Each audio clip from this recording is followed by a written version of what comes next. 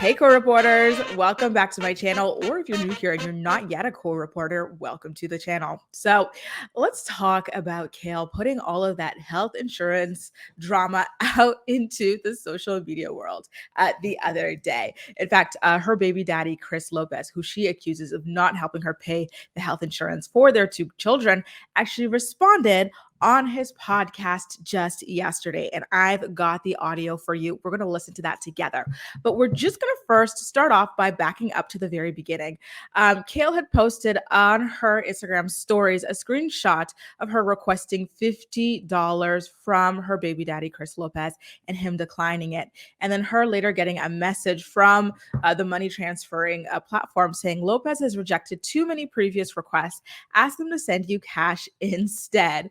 And then she kind of went into the text message exchange that they had together. So she had sent him a couple of bills, I'm assuming. And she says, I'm here with them now in the doctor's office. I already pay $600 each for health insurance. Please send the balances. They said you can call directly to pay over the phone. Guys, $600 per month per child for health insurance. This is wild to me. And on top of that, she's got 4 kids. Is she paying for the other 2 kids? How much is she paying? And then for herself as well. So 600 times, let's say 5 people, $3,000 a month in health insurance fees. This is just, it seems unfathomable to me. It's crazy. Following up on the kids' medical bills, and then she sends them again to Chris Lopez. And then after that, she posts a meme saying, men be making it sound like their baby mama's a clown. Whole time she's a boss and he's a bum. Well, listen, it is true. A lot of men do lie about baby mamas being bums, and they are bums to their kids and stuff like that. But in this case, yeah, Kail, you are the clown baby mama because you went back and had a second child with a man who already showed you the first time with the first child that he was not going to be father of the year anytime soon and that he wasn't interested in working. You know, how do you go as a woman making all that money? You know, I believe that Kail is probably, she's got at least $1 million worth of assets. Let's say that, I believe. And if she's been saving up all of those 500,000 paychecks just on Teen Mom, the podcast, the social media, all that stuff, the books, I would say is a millionaire. So if you are a millionaire, how the hell are you even fixing your car keys to turn them in the ignition and drive over to a man's grandma's attic to have a second child with him? You know, the first time, maybe I'll give you a pass. It's still clownery, you know, especially because you were married at the time when you started messing around with this man, allegedly, of course. And so now you go back the second time to this broke man who you were complaining about on TV, not, you know, worrying that he's not going to be there for the birth of your first child. You were claiming that he never bought diapers or anything like that or clothes for the child. And you went back for a second one with him. So yeah, you are a boss in some regards. I'm not going to take that away from Kail. She is. But she's also a clown, though. And it's not only that, but it's also in sharing all of this stuff on social media when her children are old enough to be on social media, Isaac particularly, and I believe Lincoln as well, to find this sort of stuff, or to be on Google finding this sort of stuff. So next she says, this SHIT is not over $50. The $50 copay was just one of the expenses I asked for. I don't give an F. If he goes on vacation every month, just pay for your kids' SHIT. And then to kind of dig salt in the wound in her rift with Chris, she goes and posts right after that a photograph of herself with her ex-husband, Javi Marroquin, and their son, Lincoln, as well, saying this pic right here might be our first pic together in like 6 years. You know, this is kind of par for the course with Kail. When she's upset with one baby daddy, she goes and kind of hypes up the other one, even though behind the scenes, she's not, you know, even getting along with the other ones. Currently, Kail is on the outs with all 3 of her baby daddies. She said on a recent episode of this Baby Mama's No Dramas podcast as well, that all of them actually have her number blocked. Anyway, she actually followed it up with another rant in the form of a video that was clearly also directed at Chris. Person as well as obviously your kids, but you need to find yourself outside of being a parent, right?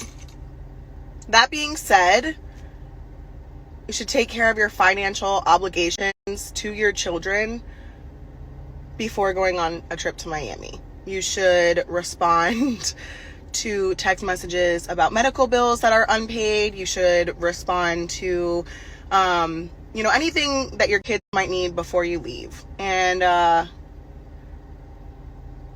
just because I have it financially does not mean that I should be responsible by myself to do. So as a parent, if you're planning on going out, make sure that your kids are taken care of first. And then not only that, but after that, she used the son that she shares with Chris, Lux, to kind of dig in on Chris, saying, I don't think I'm the drama, blah, blah, blah, that meme that's going around on TikTok. And then she's kind of like getting him to claim that she is not the drama. She's not usually the drama. Drama? I don't think you're the drama. You don't? No. Okay, cool. Sometimes. Yes. Okay, that's fair. That's fair. But not a lot, right? Okay, that's fair too. Sometimes, but like not all the time. Yeah. Weird, first of all, to be on social media ranting and raving about this where, it's going to be fodder for gossip. And then number two, using the child in the middle of this beef that she has with his father. She's very toxic. She really is. And she just doesn't even see it. It's quite unfortunate for these children. So Chris Lopez, her baby daddy, went on to his podcast yesterday and addressed the claims that Kail was making on social media. And he accused her of only telling one side of the story. According to Chris, he's got health insurance in some capacity.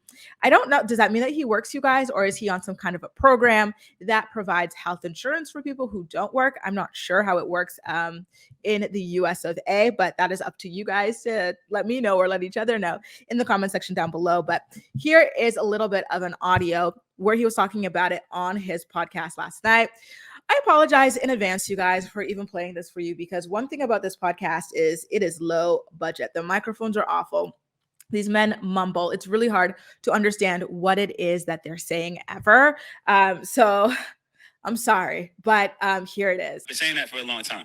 You can't tell a story, only tell the part that make it look, the other person look bad. True. Tell everything. Like when I tell a story, sometimes I tell the whole story. Like, yo, this is why I fucked up. I did this. I said this. I'm not, one-sided. So, and let's just be honest. If you're going to post something like that, at least tell the people that I have insurance for my children that I told you about, and you denied it when I offered to help you.